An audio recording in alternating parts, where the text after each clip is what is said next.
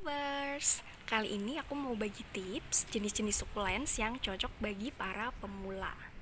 Nah, untuk tips yang pertama, ini teman-teman bisa langsung aja pilih jenis-jenis succulents yang tahan banting.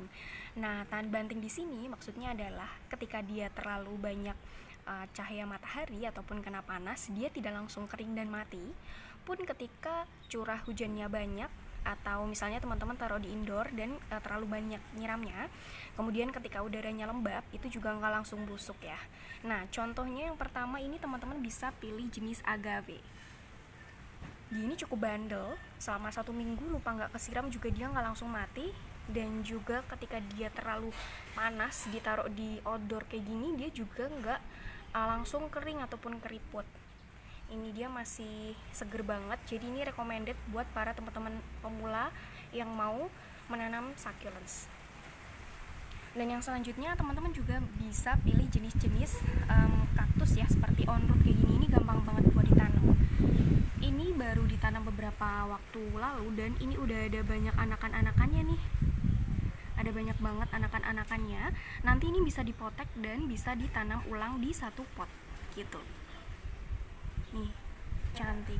Dan yang selanjutnya juga bisa teman-teman pilih nih, salah satunya yang recommended adalah golden barrel. Ini juga sangat tahan banting, dia nggak diapa-apain, nggak diurus selama 1 bulan pun dia masih tetap secantik ini. Nah, ataupun jenis-jenis kaktus yang lain, atau misalnya teman-teman bisa pilih succulents yang teksturnya memang agak keras dan juga agak berduri seperti ini.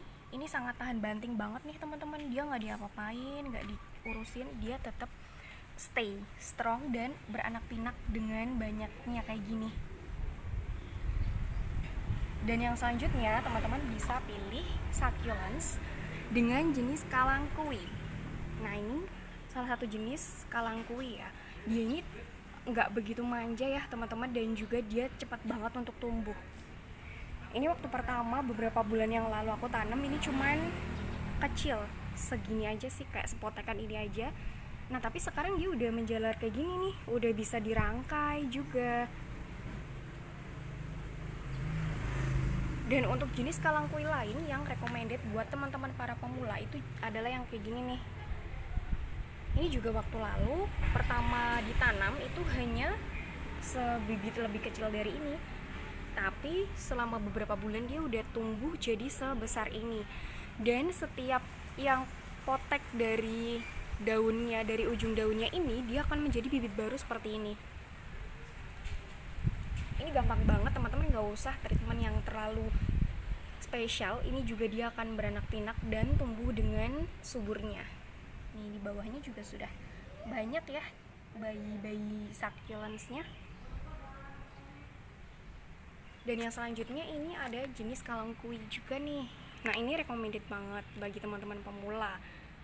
Ini awalnya dulu dari satu daun kayak gini, terus aku taruh di tanah dan akhirnya dia sekarang beranak pinak jadi sangat banyak.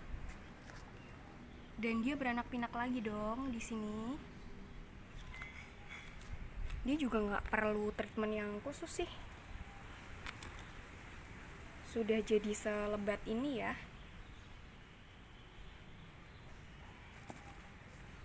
Ini juga cantik banget. Kalau dia kena terlalu banyak matahari, cahaya matahari ya maksudnya, ini dia akan berubah menjadi warna jingga. Tapi nanti ketika cuacanya jadi dingin, dia akan berubah ke ungu-unguan. Jadi succulents itu selain dia memang tanaman yang cantik, dia juga bisa berubah sesuai dengan cuaca dan juga udara yang ada di sekitar dia. Lalu ini juga jenis kalangkui yang mudah ditanam. Ini recommended. Dan yang selanjutnya, kalau teman-teman tipe-tipe yang suka kaktus gede kayak gitu ya, cowboy ini juga bisa jadi pilihan bagi para pemula.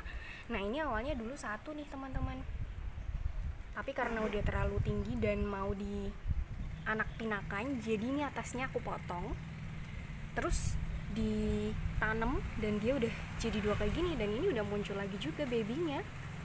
Ini cepat banget, ini baru 2 minggu udah segede ini. Dan ini juga salah satu jenis tanaman succulents yang dia itu sangat nggak manja.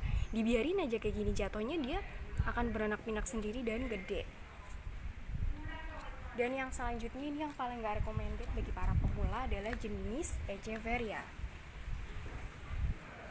Ini adalah Echeveria Lola. Dia manja ya teman-teman, gak bisa yang terlalu ngebiarin gitu. Jadi ini memang harus benar-benar diperhatikan.